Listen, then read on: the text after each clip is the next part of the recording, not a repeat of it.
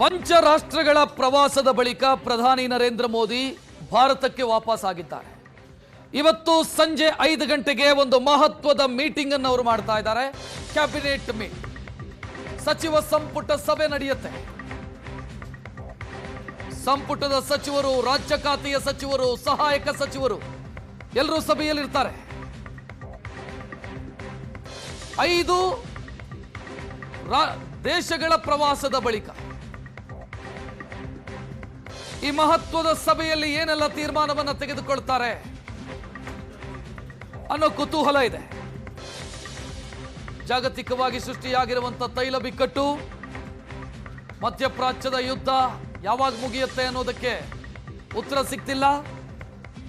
ಬೆಲೆ ಏರಿಕೆಗೆ ವ್ಯಾಪಕ ಆಕ್ರೋಶ ವ್ಯಕ್ತವಾಗ್ತಾ ಇದೆ. ಈ ಮಧ್ಯೆ ಅವರು ನಡೆಸ್ತಾ ಇರುವಂತಹ ಸಭೆ ಚರ್ಚೆಗೆ ಕಾರಣ ಆಗಿರೋದು. ಏನ್ ನಿರ್ಧಾರ ತೆಗೆದುಕೊಳ್ಳಲಾಗುತ್ತೆ ಇಲ್ಲಿ? ಪೆಟ್ರೋಲ್ ಡೀಸೆಲ್ನ ದರ ಹೆಚ್ಚಾಯಿತು, ಚಿನ್ನದ ದರ ಜಾಸ್ತಿ ಆಯಿತು, ಗ್ಯಾಸ್ ದರ ಜಾಸ್ತಿ ಆಯಿತು, ಸಮಸ್ಯೆಗಳು ಸೃಷ್ಟಿಯಾಗಿದ್ದಾವೆ. ಕೇಂದ್ರ ಸರ್ಕಾರದ ವಿರುದ್ಧ ಆಕ್ರೋಶ ಕೇಳಿಬರ್ತಾ ಇದೆ. ಈಗ ಈ ಸಭೆಯಲ್ಲಿ ಏನ್ ತೀರ್ಮಾನವನ್ನು ತೆಗೆದುಕೊಳ್ಳಲಾಗತ್ತೆ? ಬಡತನಕ್ಕೆ ಹೋಗುತ್ತೆ ಜಗತ್ತು ಅಂತ ಸ್ವತಃ ಪ್ರಧಾನಿಯವರೇ ಮಾತನಾಡಿದರು. ಕೇಂದ್ರ ಸರ್ಕಾರ ತೆಗೆದುಕೊಳ್ಳುವಂತ ನಿರ್ಧಾರಗಳು ಏನಿರುತ್ತೆ? ಸಂಕಷ್ಟದ ಕಾಲದಲ್ಲಿ ಕೇಂದ್ರ ಸರ್ಕಾರ ಯಾವ ತೀರ್ಮಾನವನ್ನು ತೆಗೆದುಕೊಳ್ಳುತ್ತೆ? ಜನರಿಗೆ ರಿಲೀಫ್ ಕೊಡುವಂತ ತೀರ್ಮಾನ ಏನಾದರೂ ಪ್ರಕಟವಾಗತ್ತಾ ಅಥವಾ ಪೊಲಿಟಿಕಲ್ ನಿರ್ಧಾರಕ್ಕಷ್ಟೇ ಸೀಮಿತವಾಗತ್ತಾ? ಮಹತ್ವದ ಘೋಷಣೆ ಏನಾದರೂ ಮಾಡಲಾಗತ್ತಾ? ಇದರ ಬಗ್ಗೆ ಕುತೂಹಲ ಇದೆ.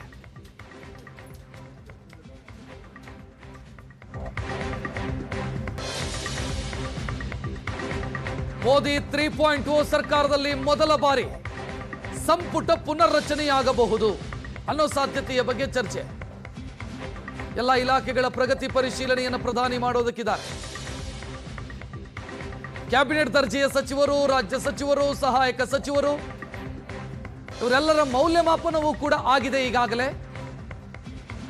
ಅದಕ್ಕೆ ಸಂಬಂಧಿಸಿದಂತೆ ಮಹತ್ವದ ನಿರ್ಧಾರವನ್ನು ತೆಗೆದುಕೊಳ್ಳಬಹುದು. ಕ್ಯಾಬಿನೆಟ್ ರೀಶಫಲ್, ಸಂಪುಟ ಪುನರ್ರಚನೆ, ಇದರ ಸಾಧ್ಯತೆಯ ಬಗ್ಗೆ ಚರ್ಚೆ ನಡೀತಾ ಇರೋದು. ಹೊಸಬರಿಗೆ ಅವಕಾಶ, ಹಿರಿಯರನ್ನ ಸಂಘಟನೆಗೆ ಬಳಸಿಕೊಳ್ಳುವಂತ ಯೋಚನೆ, ಇದೆಲ್ಲದರ ಬಗ್ಗೆಯೂ ಕೂಡ ಇವತ್ತೊಂದು ಕ್ಲಾರಿಟಿ ಸಿಗಬಹುದು ಅಂತ. ಹೆಚ್ಚಿನ ಡೀಟೇಲ್ ನೀಡೋದಕ್ಕೆ ನಮ್ಮ associate editor Prashant Nath phone ಸಂಪರ್ಕದಲ್ಲಿ. ಪ್ರಶಾಂತ್ ನಾಥ್, ಈ ಸಭೆಯ ಮಹತ್ವ ಏನು? ಏನೇನು ನಿರ್ಧಾರಗಳನ್ನ ತೆಗೆದುಕೊಳ್ಳುವಂತ ಸಾಧ್ಯತೆಗಳಿದಾವೆ? ರಕ್ಷತ್, ವಿದೇಶ ಪ್ರವಾಸವನ್ನ ಮುಗಿಸಿ ಬಂದ ನಂತರ ತಕ್ಷಣಕ್ಕೆ ಸಂಜೆ 5 ಗಂಟೆಗೆ ಪ್ರಧಾನಮಂತ್ರಿ ನರೇಂದ್ರ ಮೋದಿ ತಮ್ಮ ನಿವಾಸದಲ್ಲಿ ಈ ಒಂದು ಮಂತ್ರಿಗಳ ಪರಿಷತ್ ಸಭೆ ಕರೆದಿದ್ದಾರೆ.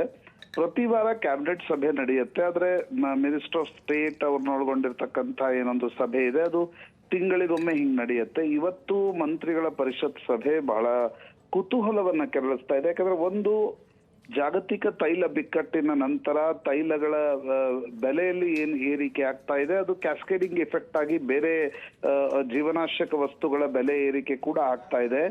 ಅಂತ ಒಂದು ಸಂದರ್ಭದಲ್ಲಿ ಈ ಮಂತ್ರಿಗಳ ಪರಿಷತ್ ಸಭೆ ಕರೆದು ಮಂತ್ರಿಗಳಿಗೆ ನೀವಿಲ್ಲ ಪ್ರವಾಸ ಮಾಡಿ ಇಡೀ ದೇಶದಲ್ಲಿ ಹೋಗಿ ಜನರಿಗೆ ಪರಿಸ್ಥಿತಿಯನ್ನ ತಿಳಿಸಿ ಹೇಳಿ ಅಂತಕ್ಕಂಥ ಒಂದು ಸಂದೇಶವನ್ನ ಪ್ರಧಾನಮಂತ್ರಿ ಕೊಡ್ತಾರೆ ಅಂತಕ್ಕಂಥದ್ರ ಬಗ್ಗೆ ಕೂಡ ಚರ್ಚೆಗಳಿವೆ. ಅದರ ಜೊತೆಗೆ ನೀವು ಹೇಳಿದಂತೆ ಕ್ಯಾಬಿನೆಟ್ ರೀಶಫಲ್ ನ ಚರ್ಚೆ ಕೂಡ ಇದೆ. ಆದ್ರೆ ಮಂತ್ರಿಗಳ ಪರಿಷತ್ ಸಭೆಯನ್ನ ಕರೆದು ಅದರಲ್ಲಿ ನಾವು ರೀಶಫಲ್ ಮಾಡ್ತೀವಿ ಅಂತಕ್ಕಂಥದ್ದನ್ನ ಯಾವತ್ತಿಗೂ ಕೂಡ ಪ್ರಧಾನಮಂತ್ರಿಗಳು ಹೇಳಿದ ಉದಾಹರಣೆಗಳಿಲ್ಲ. ಹಾಗಾಗಿ ಮಂತ್ರಿಗಳ ಪರಿಷತ್ ಸಭೆ ಕ್ಯಾಬಿನೆಟ್ ರೀಶಫಲ್ಗೆ ಸಂಬಂಧಪಟ್ಟಂತೆ ಕರೆಯಲಾಗಿಲ್ಲ. ಆದರೆ cabinet reshuffle is on the cards. May ಅಂತ್ಯದಲ್ಲಿ ಅಥವಾ ಜೂನ್ ಮೊದಲ ವಾರದಲ್ಲಿ ಪ್ರಧಾನಮಂತ್ರಿಗಳು 2 ವರ್ಷಗಳ ತಮ್ಮ ಒಂದು ಸಂಪುಟಕ್ಕೆ ಮೇಜರ್ ಸರ್ಜರಿಯನ್ನ ಮಾಡಲಿದ್ದಾರೆ ಅಂತಕ್ಕಂಥದ್ದನ್ನ ಕೂಡ ಹೇಳಲಾಗ್ತಾ ಇದೆ. ಯಾಕಂದ್ರೆ ಬಿಜೆಪಿಗೆ ಹೊಸ ರಾಷ್ಟ್ರೀಯ ಅಧ್ಯಕ್ಷ ನಿತಿನ್ ನಬೀನ್ ಬಂದ ನಂತರ ಬಿಜೆಪಿಗೂ ಕೂಡ ಒಂದು ಹೊಸ ತಂಡವನ್ನ ರಚಿಸಬೇಕು.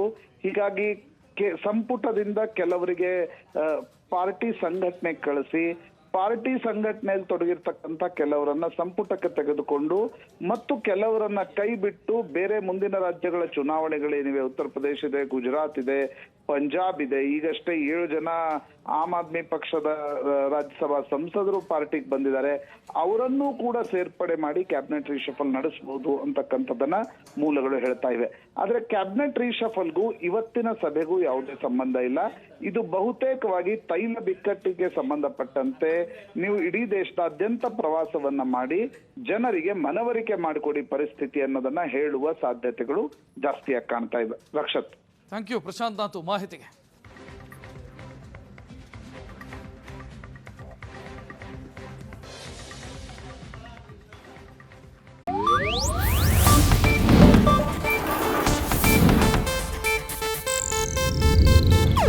ಇದು ಏಷ್ಯಾನೆಟ್ ನ್ಯೂಸ್ ನೆಟ್ವರ್ಕ್ ಪ್ರಸ್ತುತಿ.